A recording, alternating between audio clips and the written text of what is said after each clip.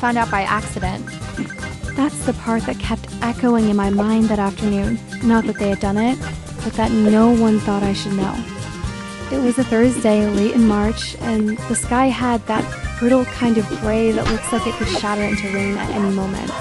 I'd been working from home that day, a converted room at the back of my house overlooking the harbor.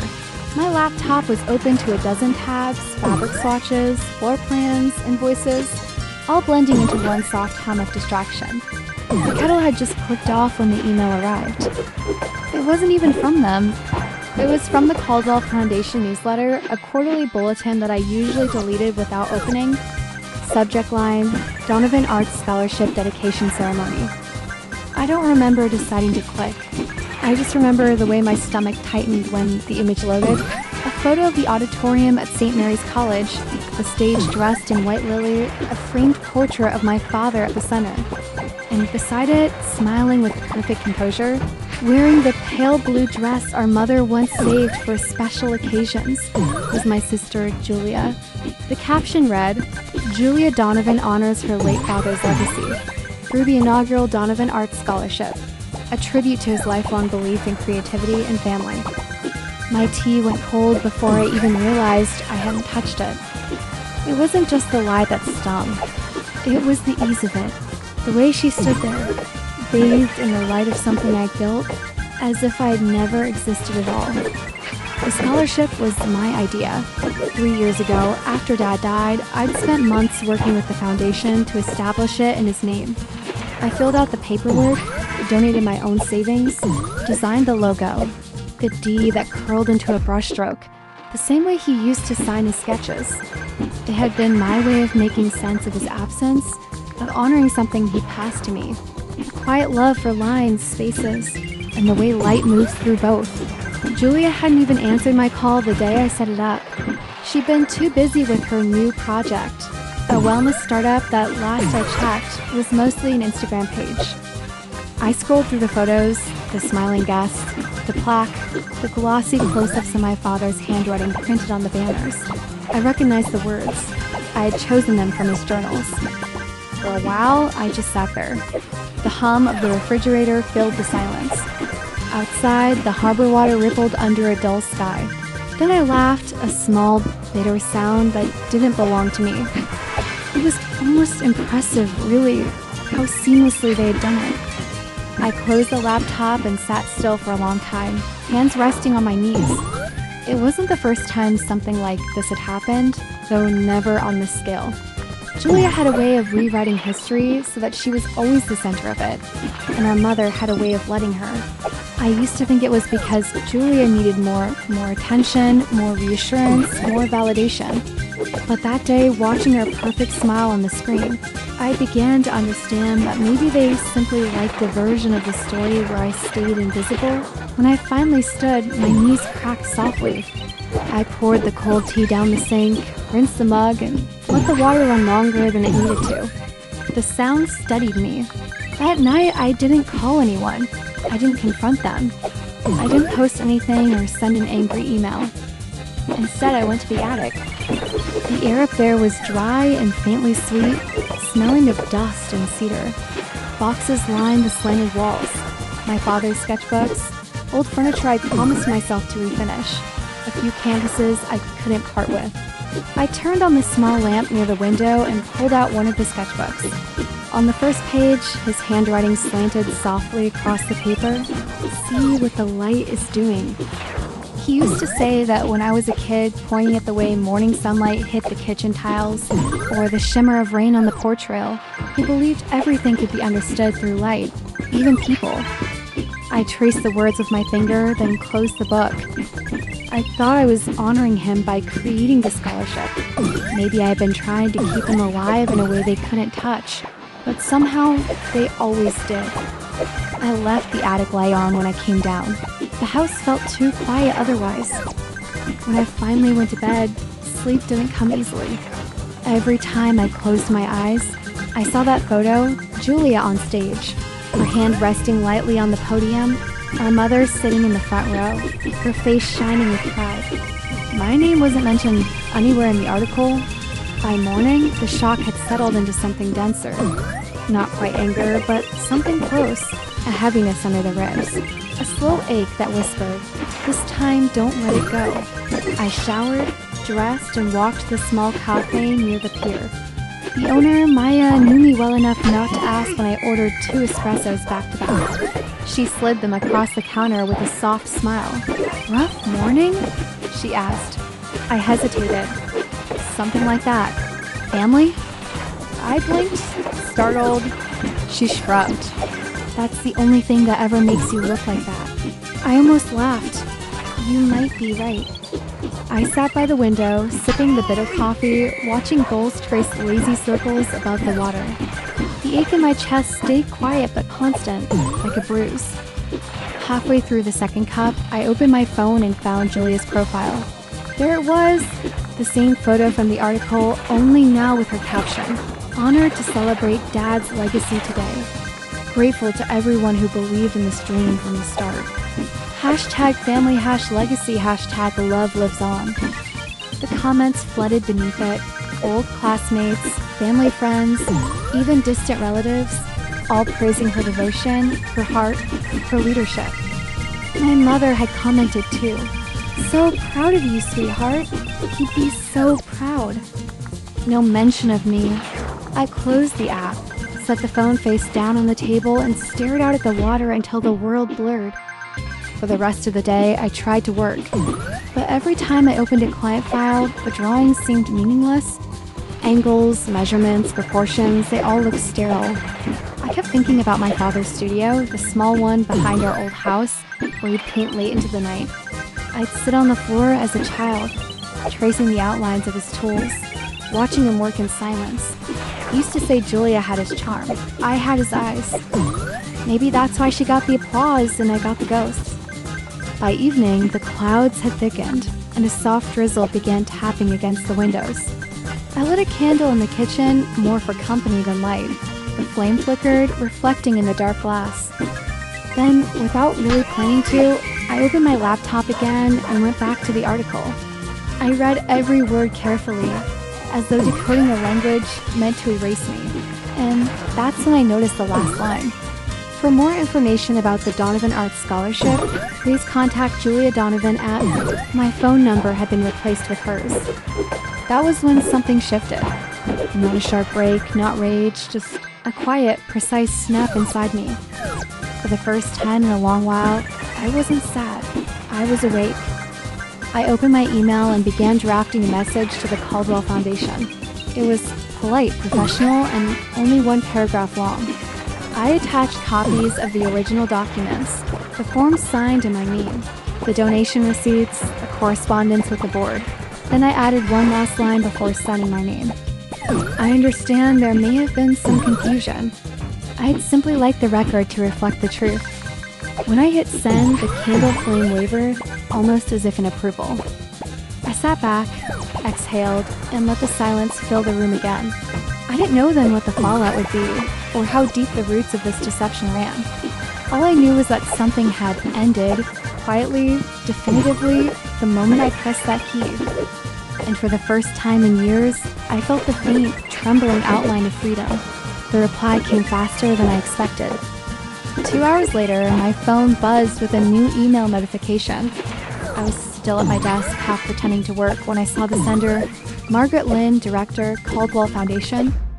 The subject line read, Donovan Arts Scholarship Documentation. My pulse picked up. I opened it. Dear Miss Donovan, thank you for reaching out. I appreciate you clarifying these details. We were under the impression that the initiative had been transferred administratively by your sister, Julia Donovan, earlier this year.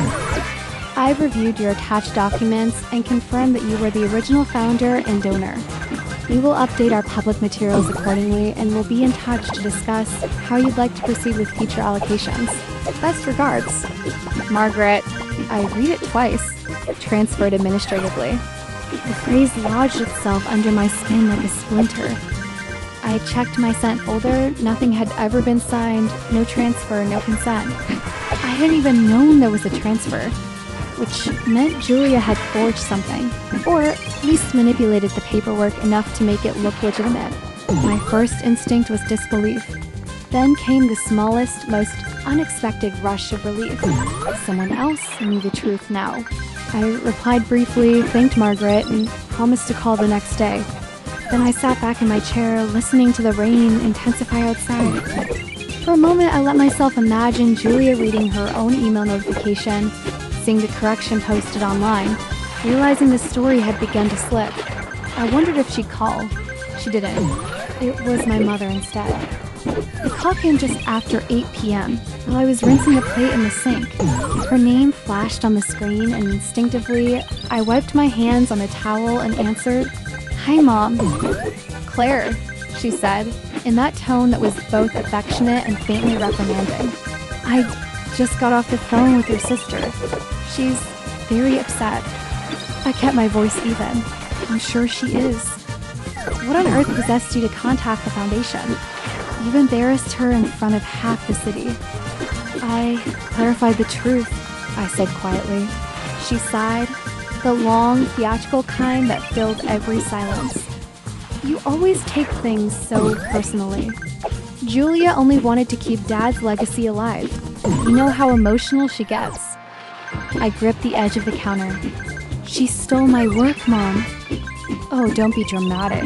It was a misunderstanding. You two have always had trouble sharing." "Sharing?" The word caught on my tongue. "It was my idea, my donation, my—" "Don't raise your voice," she snapped. "You're too old for these tantrums." And there it was, the old script, the one I've been reciting since childhood. Julia cries, Claire apologizes, Julia forgets. Claire remembers. Julia takes, Claire forgives. "I'm not having a tantrum," I said. "I'm stating a fact." "Claire." Her voice softened, weaponized concern. "You've always been sensitive. Your father used to worry about that." I felt it then. That slow, familiar unraveling, the one that starts behind the ribs and works outward. I wanted to hang up, but something in me held steady, quiet, and deliberate. "I'm not sensitive," I said. "I'm just done pretending." There was a pause, long enough that I could hear the hum of the refrigerator between us. Then she said, coldly, "If you want to alienate yourself from this family, that's your choice. But don't blame us when you're alone." She hung up before I could answer. For a long time, I stood there, the phone still in my hand, the sound of rain pressing against the windows. My reflection stared back from the dark glass, pale, composed, unrecognizable. Alone. The word didn't sound like a threat anymore. That night, I wrote everything down. The emails, the conversation, the timeline. I didn't know why, only that I needed a record, something objective. The truth in writing always felt cleaner than the truth spoken aloud. Over the next few days, the silence between us thickened. No one called. The foundation published a short correction on their website. The Donovan Arts Scholarship was originally founded by Claire Donovan. No drama, no accusation, just a quiet factual statement. Julia must have seen it, because 3 days later she finally texted. "Julia, what the hell, Claire? Couldn't you have talked to me first? Julia, you made me look like a liar." "Julia," Mom's furious. I read them without replying, then 20 minutes later, "Julia, fine. If that's how you want it, don't expect me to fix this mess for you. Fix this." I put my phone face down and walked outside. The air smelled like salt and wet pavement. Across the harbor, the lights shimmered on the water, soft and distant. For the first time, I noticed how quiet it was when no one else's voice filled the room. The silence wasn't empty. It was clean. But it didn't stay peaceful for long. 2 mornings later, I woke to find 37 missed calls. My mother, Julia, 2 aunts, even a family friend I hadn't spoken to in years. The messages all sounded the same. Some variation of, "You're breaking your mother's heart," or "Julia did what she thought was best," or "Can't you just let it go for the family's sake?" That last one stung the most, for the family's sake, as if truth were somehow disloyal. By the weekend, it spread beyond family. My aunt posted a vague status on Facebook. Some people forget where they came from. It had 87 likes, mostly from people whose names I hadn't seen since childhood birthday parties. It was strange, watching myself become a villain in someone else's story. At work, I stayed late every night, drafting and redrafting proposals until the lines blurred. My colleagues noticed, but no one asked. Maybe they knew the look, the quiet exhaustion of someone rearranging the ruins of old loyalty.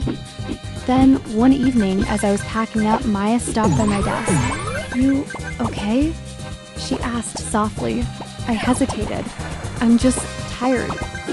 She looked at me for a long moment, then said, "Tired people don't stare at their phone like it's about to explode."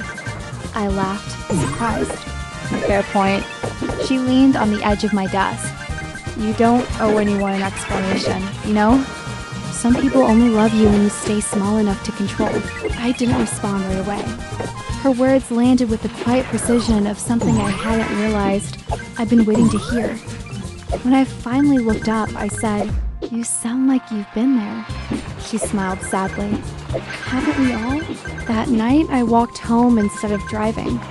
The air was cold, sharp enough to sting my lungs. I passed the bakery where my mother used to take us as kids, the bookstore where Julia and I once fought over who got to buy the last copy of Little Women. Everything looked the same, and yet none of it felt like mine anymore. When I reached my house, I stood on the porch a long time before unlocking the door. The key felt heavy in my hand. Inside, the air smelled faintly of eucalyptus, the candle I'd left burning that morning. I locked the door behind me twice, then leaned against it. That was the first night I realized how much of my life had been lived on borrowed permission. I started locking the door differently after that week. Not just the usual twist of the key, but an extra check, a pause, a listen, the faint metallic click that said you're safe now. It wasn't fear. It was reclamation. The house felt larger in silence, as if its rooms had been waiting for me to notice them. I started moving things around, small acts of defiance disguised as interior design. The framed family photo that used to sit on the hallway shelf went into a drawer. The piano, untouched for years, I dusted and opened again. I told myself it wasn't symbolic, but of course it was. One Sunday, I drove to the old neighborhood, not for nostalgia, just curiosity. The Donovan house looked exactly as it had the day I left. White shutters, uneven hedge, the faint sound of the neighbor's wind chimes. Julia's car was in the driveway. My mother's curtains were drawn. For a long time, I sat there, engine idling, watching the sunlight move across the facade like a slow confession. I thought about ringing the bell. Then I imagined the conversation that would follow, the explanations, the guilt, the careful phrasing designed to make me question what I knew was true. Instead, I put the car in reverse and left. The weeks that followed were strangely quiet. Work became my refuge. Numbers, plans, deadlines. They didn't lie. They didn't shift meaning based on who was in the room. But quiet isn't peace when you're waiting for the next wave. It came on a Thursday evening. I had just finished dinner when my phone lit up. Julia again. I stared at her name until the ringing stopped. Then came the text. "Julia, you think you're so much better than us now." "Julia, you don't even know what Dad would have wanted." "Julia, don't worry. Everyone knows what you did." I didn't respond. I didn't delete it either. I just let it sit there. Evidence of a pattern I was finally starting to see clearly. Later that night, I found myself scrolling through old photos. Holidays, birthdays, that one Thanksgiving where my mother had insisted we all wear matching sweaters. In every image, I noticed the same thing, Julia in the center, radiant, and me somewhere near the edge, smiling just enough to fit the frame. It hit me then, I had built an entire life around being included in pictures I wasn't meant to belong to. Maya invited me to her place the following weekend. She lived in a small apartment with plants that climbed the windows and a cat that ignored everyone but her. "You're too quiet," she said as we drank tea. "That's not the same as peace." I smiled faintly. I don't know how to talk about it without sounding bitter. then sound bitter, she said. You've earned it. I didn't, but I did tell her about the scholarship, the calls, the years of small cruelties disguised as care.